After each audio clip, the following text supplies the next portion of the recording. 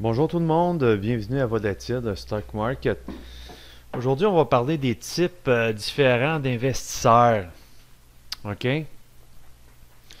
Tout d'abord, on va commencer par le day trading, ceux qui font de nombreuses transactions par jour. Normalement, un day trader, il faut qu'il ait du temps. Puis il faut qu'il soit disponible là, puis il faut qu'il soit devant l'écran là. Normalement, un day trader va faire de 4 à 5 de 4 à 5 transactions par jour. Puis ça prend énormément aussi de capital. Puis il faut encaisser le risque. Ok? Il faut endosser le risque parce que regardez, euh, il y en a qui investissent plusieurs milliers, puis des milliers de dollars, des dizaines de milliers de dollars sur un titre, par exemple. Puis ils se font de l'argent tout simplement avec une scène d'augmentation. Il y en a même que c'est par des demi-scènes. Imaginez-vous l'argent qu'ils peuvent se faire. Ok? Mais par exemple, à l'effet contraire, si l'action baisse de 1, 2, 3%, je dirais même pas en pourcentage, mais en cents, ben, ils peuvent être aussi très très très perdants. Fait que là-dessus, le day trading, en quoi consiste le day trading? C'est vraiment de profiter des oscillations. OK? Fait que pour ça, faut qu'il soit professionnel. Et c'est pas tout le monde qui peut se permettre de faire de day trading. C'est quand même assez risqué. Puis que si on n'a pas d'expérience, moi je vous suggère de ne pas embarquer là-dedans. Le deuxième type d'investisseur, normalement, ils utilisent le swing trading. Ok? C'est un autre type d'investissement. En quoi consiste le swing trading? C'est très simple. C'est que lorsque l'action est en tendance haussière, par exemple, puis que puis qu'on voit qu'il y a un signal d'achat, puis qu'on voit qu'il y a des acheteurs et tout ça, ben le swing trader, lui, il va embarquer là-dedans, ok? Puis il va profiter des vagues, ok? Euh, il va profiter du momentum. Puis normalement, une action peut monter pendant plusieurs jours, là. Ça peut aller de 4 comme à 3 semaines, un mois, 2 mois. Il y a des titres qui font ça. Je vais vous donner un exemple. Ici, par exemple, regardez, on parlera pas de BlackBerry, là, mais on voit ici, par exemple, un bon titre, Dollarama, par exemple. DOL, Dollarama, TSX. Bon.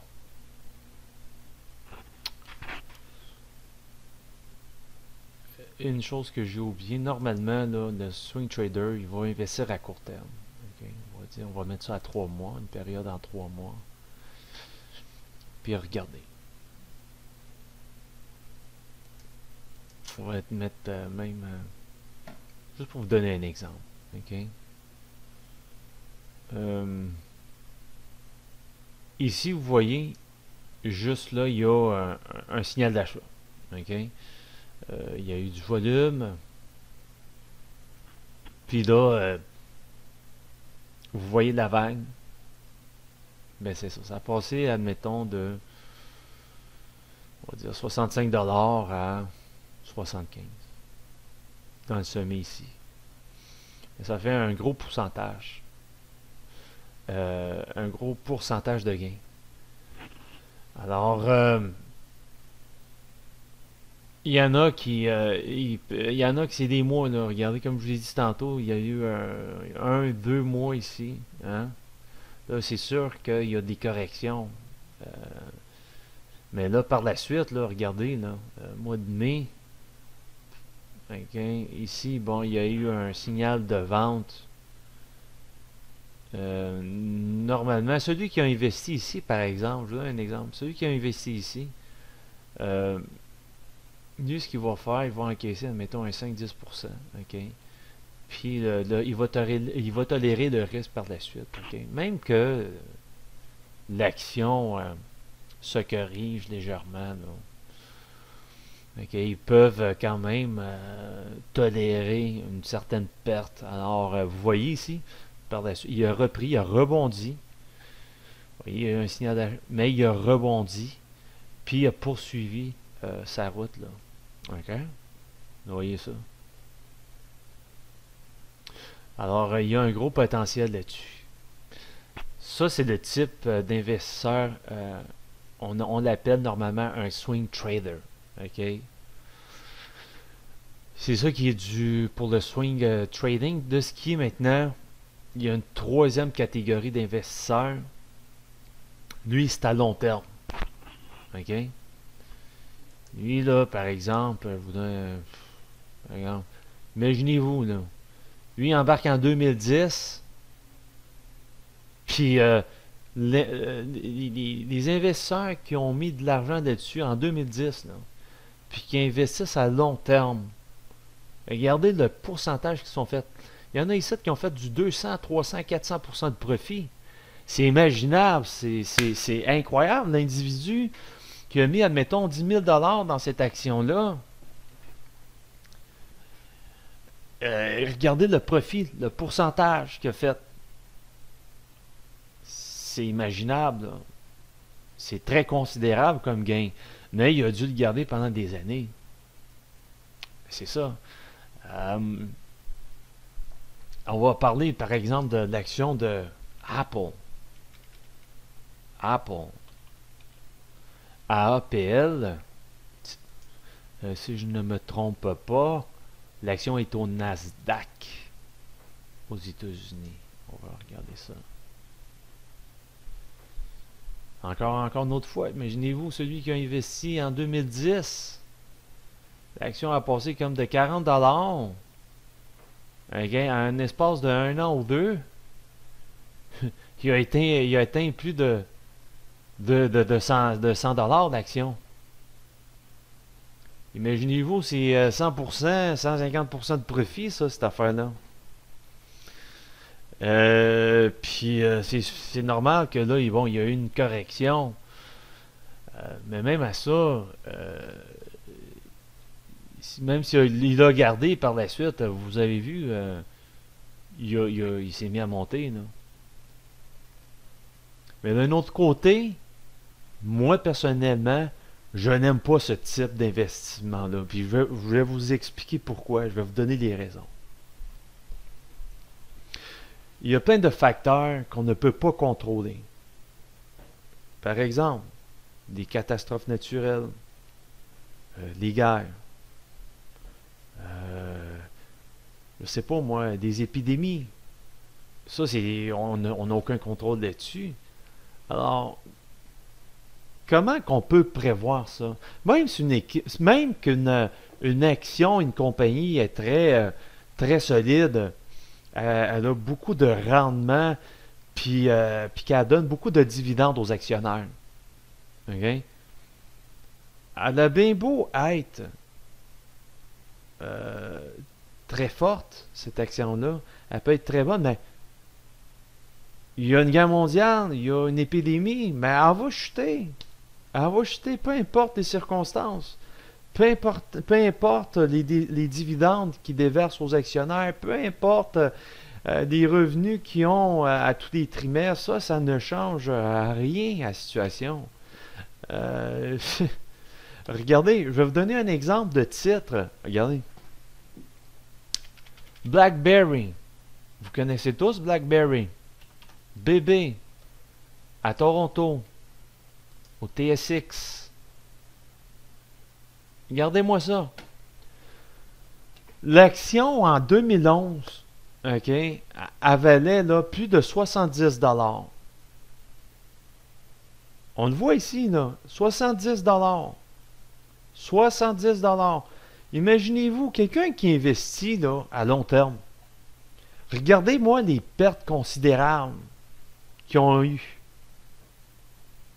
Et personne ne prévoyait que la concurrence allait être forte, hein, dans la technologie, ok, dans les télécoms. Ok. Écoutez, parce que veut pas, euh, BlackBerry a eu des sérieux compétiteurs, comme par exemple Apple. Apple a volé le marché complet à BlackBerry.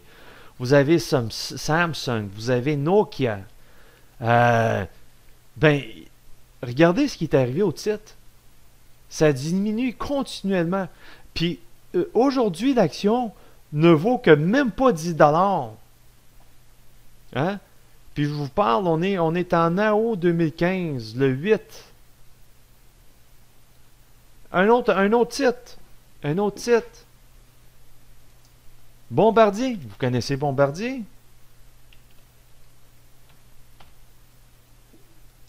BBD.B. Bombardier.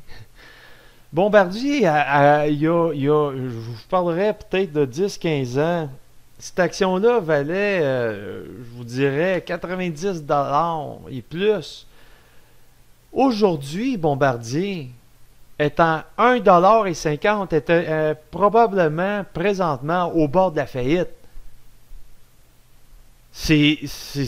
Est-ce qu'on pouvait s'imaginer un cas semblable aujourd'hui? Qui pouvait prévoir que Bombardier allait chuter de même dramatiquement? Fait que regardez, Nortel, je vous donne un exemple. Nortel, NT, qui a fait faillite. Nortel, c'était un titre qui valait énormément d'argent. Puis qui aurait pu prévoir que Nortel un jour allait faire probablement faillite? Fait que moi, des investissements à long terme, non. Non. Non. Parce qu'on peut être très, très, très perdant. Euh, alors, moi, ce que je préfère et j'adopte, c'est le style de swing trader. J'essaie de profiter des vagues au plus possible. OK? On va mettre ça à court terme, par exemple. Court terme, on va mettre 3 mois. Regardez Bombardier. Comment que... C'est incroyable, là. En juin 2015, elle était en haut de 2,50 $. 2,50 $. En un espace de 2-3 mois, regardez-moi ça, 1,52 $. Une perte de... Écoutez, c'est la moitié, là. Moitié de perte en 2-3 mois. Puis regardez, il a donné un signal d'achat, un signal de vente là, puis ça dégringole. Imaginez-vous le monde qui ont investi ça à long terme. On a de la misère à prévoir de la météo, mes chers amis. On a de la misère à prévoir de la météo pour le jour suivant, ou dans 2 jours, 7 jours. Alors, comment qu'on peut prévoir des titres boursiers à long terme? C'est infaisable, c'est imaginable, ça n'a aucun bon sens. Alors, j'essaie de profiter de plus des vagues. Okay? Comme par exemple, Dollarama, on va revenir au titre de Dollarama. OK? Dollarama, pardon, ici, au TSX, Toronto. Regardez, à court terme, je vous donne un exemple. Il y a un signal d'achat ici, il a brisé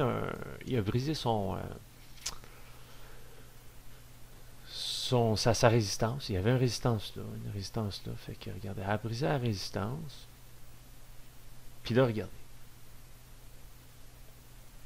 Elle a passé, admettons, de 74 $, on va dire, jusqu'à 80, on va dire jusqu'à 80. Jusqu'à 80.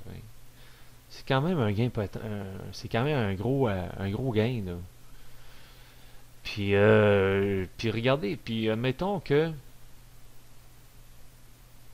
si je vois qu'il corrige, ok, comme là par exemple ici il est en phase neutre, ok, il a monté, il essaie de corriger, mais il y a ici un support là, quand même assez considérable. Il y a pas, tu sais, s'il passe par exemple en bas de ce support là, je vous donne un exemple.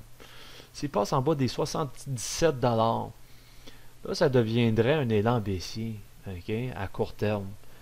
Euh, je vendrais, vous comprenez? J'essaie de profiter du plus possible des vagues, ok? C'est sûr qu'il va se corriger un petit peu, mais s'il ne fracasse pas des supports, ok, on le laisse aller, puis il va sûrement rebondir ici, non? Ok? Fait que c'est le style que j'adopte, le swing trading. C'est le plus efficace. Votre argent est toujours en roulement. Vous le gardez 2 3 mois, ben vous pouvez revendre l'action à profit. Vous pouvez investir dans un autre titre qui est fort. OK? Puis l'argent va toujours circuler et rouler. OK? Puis vous allez faire du pourcentage par-dessus par pourcentage. Ça devient presque comme exponentiel. Un swing trader, par exemple, avec un portefeuille de 100 000 OK? Il peut se faire facilement 20%. Là. Vous pourriez me dire 20%. Mais 20%, c'est 20 000 quand même. 20 000 c'est de l'argent.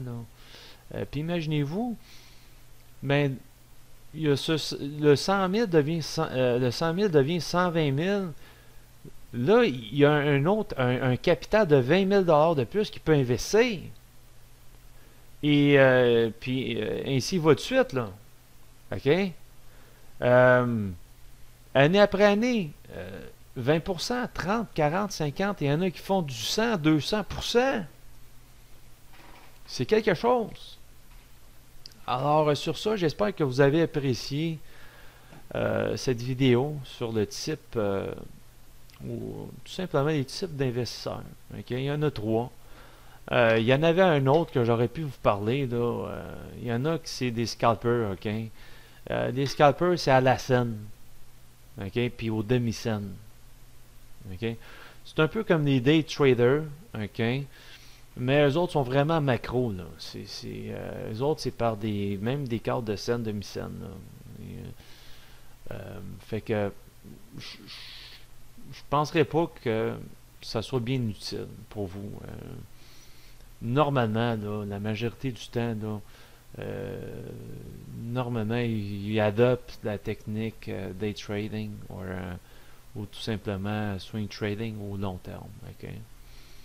Alors, sur ça, mes chers amis, je vous remercie beaucoup. Merci d'avoir vu la vidéo. Et sur ça, bonne journée.